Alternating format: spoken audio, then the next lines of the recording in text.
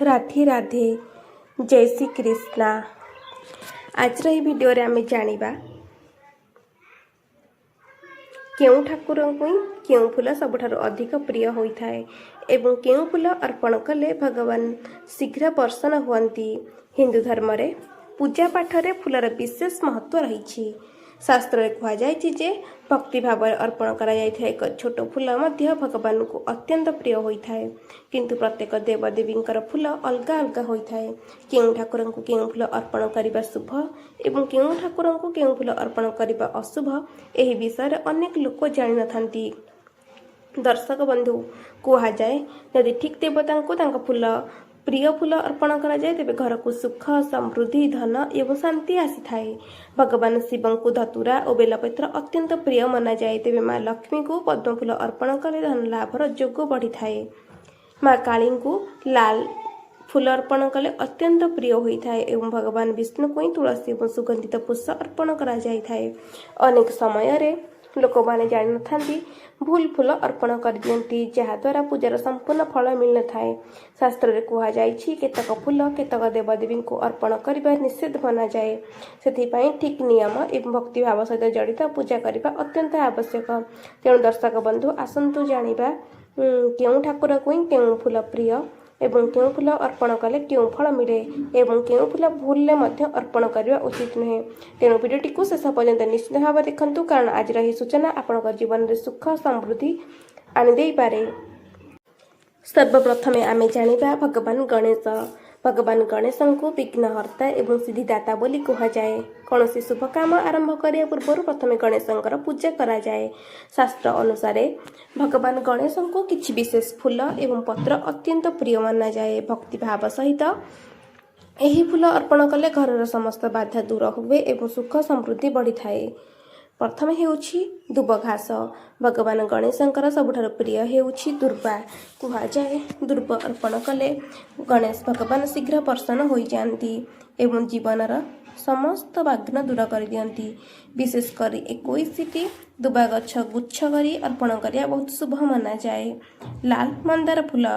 भगवान गणेश को लाल रंगर फूल बहुत प्रिय होता है। विशेषकर लाल मंदार फूल अर्पण कले धन सफलता एवं मान सम्मान बढ़ी थाए।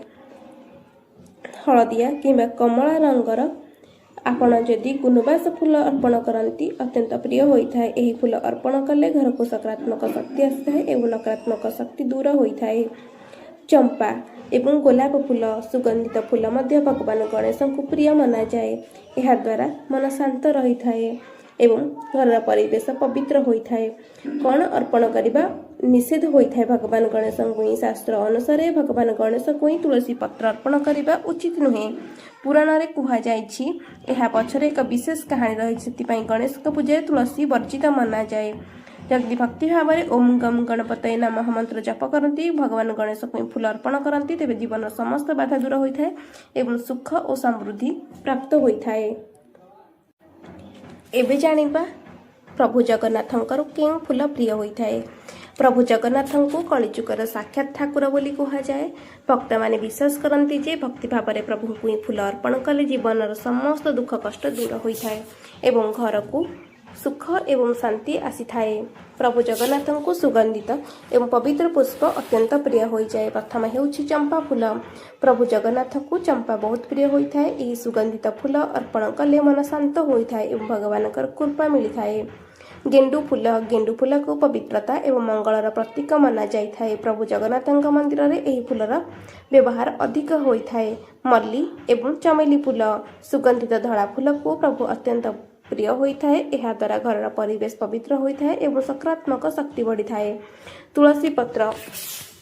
प्रभु जगन्नाथ को श्रीकृष्णकर रूप होता तुलसी पत्र तांको अत्यंत प्रिय एवं तुलसी बिना जगन्नाथंकर पूजा अपूर्ण होता है। सुखा जाइथिया किंबा खराब होइथिया फूल केबे अर्पण करिबे नाही। शास्त्र अनुसार प्रभु को सदा ताजा एवं सुगंधित फूल अर्पण करबा उचित। सुखी जाइथिबा किंबा खराब होइथिया फूल अर्पण कले अशुभ हो जाए।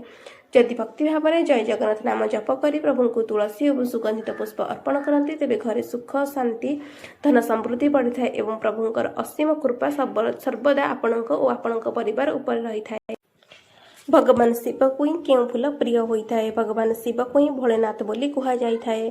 से भक्तंकर गोटे छोट भक्ति में शीघ्र प्रसन्न हो जाती।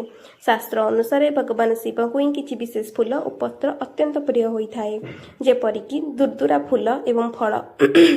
भगवान शिव को ही धतुरा अत्यंत प्रिय होता है। कहुए समुद्र मंथन समय बाहर विषपान कला बेले दुर्दुरा शिव को ही शांति देता से धतुरा अर्पण कले भगवान शिव जल्दी प्रसन्न हो जाती।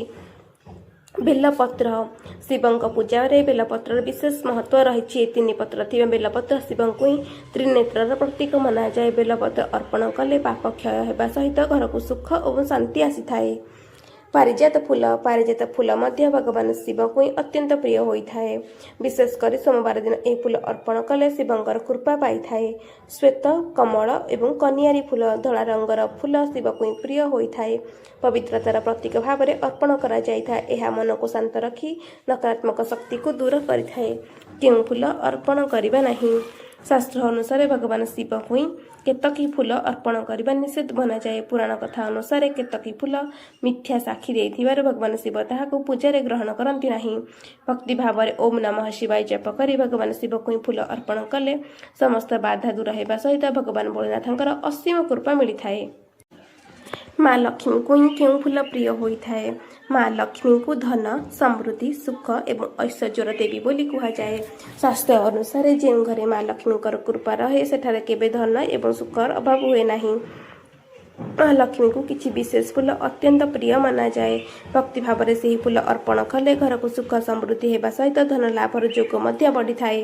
प्रथम प्रिय फूल होउछि आपण माने समस्त जानिछंती पद्म फूल। माँ लक्ष्मींकर सबुठारु अधिक प्रिय होउछि पद्म फूल। पद्म फूल को पवित्रता धन एवं ऐश्वर्यर प्रतीक मना जाए। शास्त्र रे माँ लक्ष्मी को ही सर्वदा पद्म फूल उपर विराजमान करा जाए। शुक्रवार दिन पद्म फूल अर्पण कले माँ लक्ष्मींकर विशेष कृपा आपणक उपर रही थाए। गोलाप फूल सुगंधित गोलाप फूल मध्य माँ लक्ष्मी को ही अत्यंत प्रिय होता है। विशेषकर लाल एवं गोलापी रंगर गोलाप फूल अर्पण कले घर सुख एवं शांति बढ़ी थाए। गेंडु फूल हलदिया एवं केसरी रंगर गेंडु फूल मध्य माँ लक्ष्मींकर अत्यंत प्रिय होता है। चंपा फूल यह सुगंधित फूल माँ लक्ष्मी को प्रसन्न करिथाए। पूजा समय यह फूल अर्पण कले मन शांत रही थाए। कहुए जदि शुक्रवार दिन भक्ति भाव में माँ लक्ष्मी को पद्म फूल अर्पण कर ओम श्री महालक्ष्मी मंत्र जप कर तेबे घरे सुख शांति एवं धन एवं समृद्धि वृद्धि होता है। एबे जानिबा भगवान हनुमान को क्यों फूल प्रिय होता है। भगवान हनुमान को शक्ति साहस भक्ति एवं संकट मोचनर देवता बोली कहुए। भक्ति भाव में हनुमान पूजा कले केवल राम नाम कहीदेले ही भगवान हनुमान प्रसन्न हो जाती। किंतु भगवान हनुमान को विशेषकर लाल एवं केसरी रंगर फूल अत्यंत प्रिय मना जाए। जेपरिक लाल मंदार फूल भगवान हनुमान सबुठारु अधिक प्रिय होउछि लाल मंदार फूल। यह शक्ति साहस एवं भक्तिर प्रतीक मना जाए। मंगलवार एवं शनिवार दिन मंदार फूल अर्पण कले हनुमान महाराज शीघ्र प्रसन्न हुअन्ति। लाल गोलाप अर्पण कले भक्तर मनोस्कामना पूर्ण होता है बोली विश्वास रही। विशेषकर संकट समय हनुमान को लाल गोलाप अर्पण करा जाए। पानपत्र एवं सिंदूर हनुमान को पानपत्र सिंदूर एवं चमेली तेल अत्यंत प्रिय होता है। यह अर्पण कले शनिदेश एवं भय मध्य दूर होता है। सबुठारु किंतु हनुमान प्रिय होउछि राम नाम। आपण यदि भक्ति भाव में प्रत्येक दिन केवल राम नाम कि जय श्री राम जप करेंगे एवं हनुमान को जेकोसी लाल फूल अर्पण करेंगे तेबे समस्त संकट दूर हो जाए एवं शक्ति साहस एवं सफलता प्राप्त होता है। एबे जानिबा किछि देवी और देवतांकर क्यों फूल प्रिय होता है। माँ काली को ही लाल मंदार फूल अत्यंत प्रिय होता है एवं शक्ति एवं साहस देता है। भगवान विष्णु को ही तुलसी पत्र एवं पद्म फूल अत्यंत प्रिय होता है।